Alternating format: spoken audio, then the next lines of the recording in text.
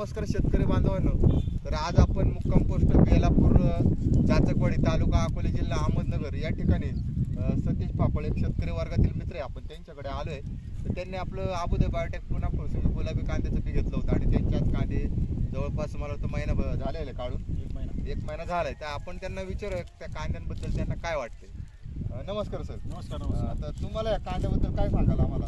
एक नंबर कांद्याचे जाते ही अबुदय बायोटेक कंपनीचे फुलसुंगी गुलाबी कलरचा कांदा आहे, 3 पत्ती कांदा आहे आणि आतापर्यंत एक महिना झाला, पण आता याच्यात पुढे कोजळी वगैरे काही लागलेली नाही आणि याची टिप्पणी क्षमता सुद्धा चांगली आहे आणि हा कुठल्याही मातीत कुठल्याही जमिनीत, कारण आमच्या 2 जातीच्या एक काळ्या कलरची माती एक सफेद माती, या दोन्ही मी मात्यांमध्ये कांदा एक नंबर हा आलेला आहे याला।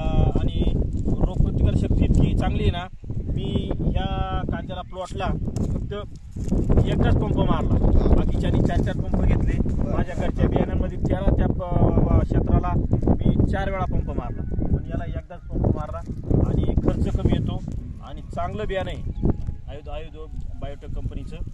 त्यांचं खरोखर धन्यवाद। चांगलं बियाणं शेतकऱ्यांनी ना थोडे बियाण्यात बदल करावा, थोडं कोणा 2-2, 4-4 किलो प्रत्येक शेतकऱ्यांनी लावून बघावा, दरवर्षी ना बियाण्याचा बदल करावा आणि टिकवण्याची क्षमता चांगली।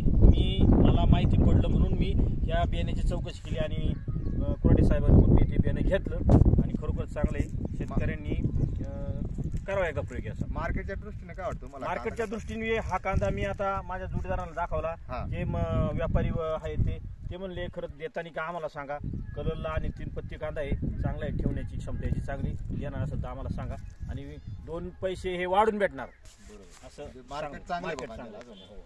बरं।